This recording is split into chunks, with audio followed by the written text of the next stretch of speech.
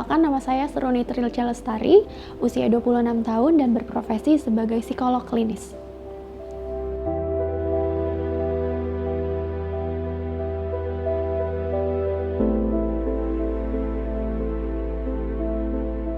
Oke, jadi sama saya kayak kesehatan fisik gitu ya. Kesehatan mental juga sebenarnya lebih enak untuk memelihara daripada menyembuhkan gitu ya.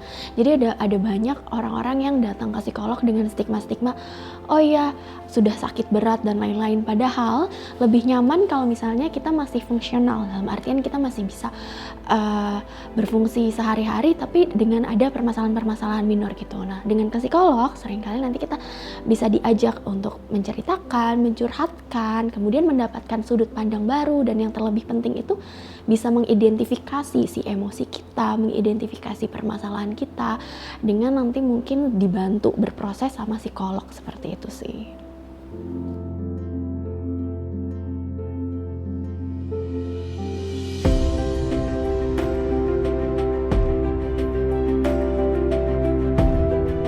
Sayangnya, stigma seringkali membuat orang enggan menyambangi psikolog karena kebanyakan orang pergi mencari bantuan psikolog ketika masalah mereka sudah terlalu parah sehingga kehidupan mereka sehari-hari mengalami disfungsi.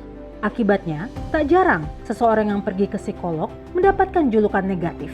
Padahal, berkonsultasi dengan psikolog menjadi salah satu alat yang ampuh untuk memelihara kesehatan jiwa. Hal kecil sebenarnya ini adalah hal kecil yang seringkali dilupain. Mungkin kalau misalnya kayak jaga kesehatan, jaga makan, jaga tidur, it's a basic thing gitu ya. Tapi yang sering banget kita lupain, hal kecil yang sebenarnya lebih mudah kita lakukan gitu adalah find the sparks. Jadi seberat apapun hidup, seberat apapun tekanan, karena kan hidup kan memang ya basically kita hidup tuh banyak tekanan aja gitu ya sehari-hari.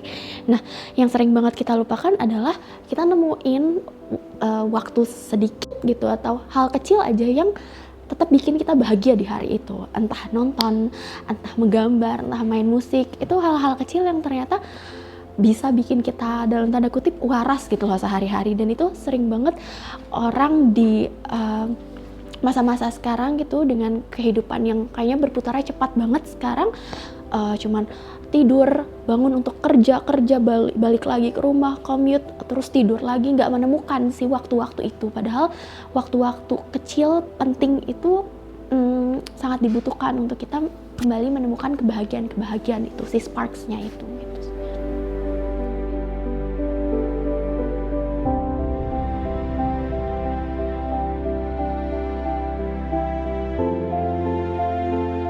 Seruni bersama Sehat Jiwa, sebuah usaha sosial yang fokus pada program edukasi kesehatan jiwa di Indonesia, juga fokus memberikan seminar dan pelatihan kepada komunitas sekolah dan komunitas lainnya. Lantaran ia yakin bahwa kesehatan mental individu bisa terjaga jika didukung oleh komunitas atau support system yang cukup baik.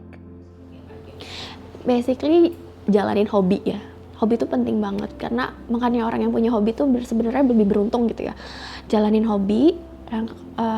Biasanya journaling tuh itu helping banget. Gak banyak orang yang paham seberapa membantunya journaling gitu. Journaling, saat kita akhirnya journaling sehari-hari, pas mau tidur gitu ya, itu bakal bantu kita buat lebih bisa identifikasi sebenarnya apa yang kita rasain. Dengan kita bisa identifikasi apa yang kita rasain itu, kita bisa kayak nge-track gitu. Oke, ternyata ini yang aku rasain, ternyata ini kenapa aku ngerasa lemes ya belakangan atau takut ya belakangan. Kita bisa lebih tracking gitu. Itu penting banget untuk identifikasi. Jadi jalanin hobi, identifikasiin emosi, dan rilis. Jadi kayak menggambar atau lain-lain itu rilis emosinya sih, seperti itu.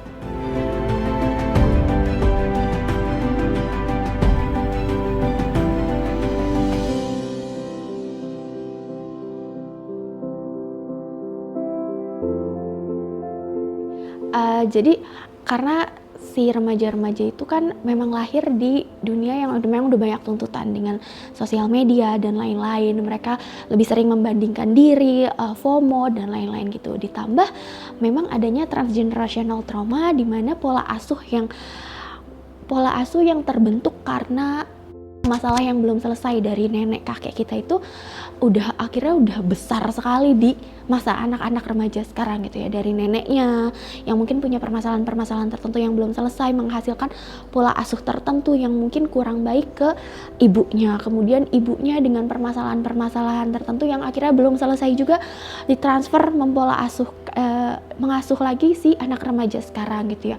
Jadi itu udah terus di generasi-generasi itu terus bertambah masalahnya karena ketidakawarean orang-orang zaman dulu terhadap kesehatan mental. Nah, pola asuh yang buruk itu seringkali akhirnya membentuk individu atau anak-anak remaja zaman sekarang yang vulnerable gitu loh, karena fondasinya sendiri nih nggak kuat di keluarga gitu sih.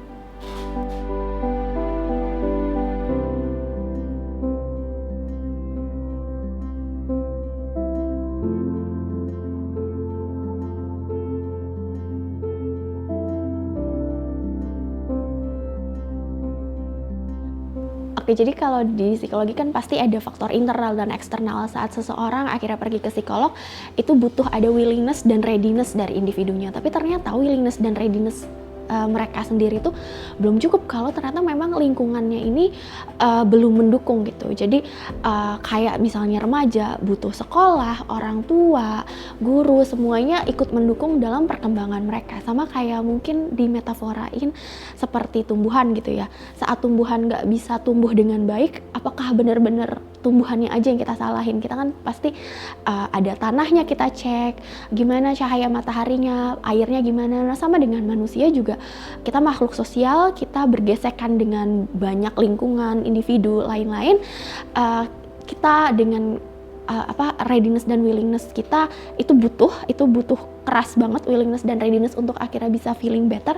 Tapi ternyata lingkungan juga seharusnya bantu gitu supaya faktor internal dan eksternal tuh seimbang gitu. Jadi butuh dua-duanya. Jadi pesan aku untuk anak muda, kenapa sih butuh ke psikolog gitu ya? Jadi kan stigma selama ini kan memang ke psikolog tuh ada nggak sehat mental atau sakit jiwa gitu ya, kayak gitu. Nah, padahal menurut aku ke psikolog sebagai bentuk preventif atau kayak pertolongan pertama itu butuh banget. Dan orang yang ke psikolog sebenarnya justru orang yang paham kalau mereka membutuhkan sesuatu, kalau mereka membutuhkan pertolongan untuk apa? Untuk berproses menjadi seseorang yang lebih baik gitu.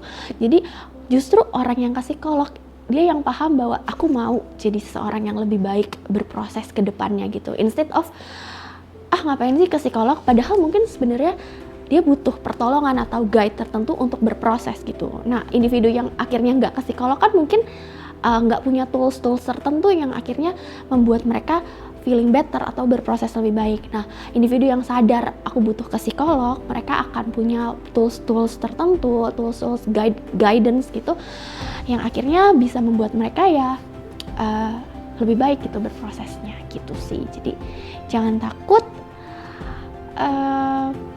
it's fun to meet us gitu sih paling.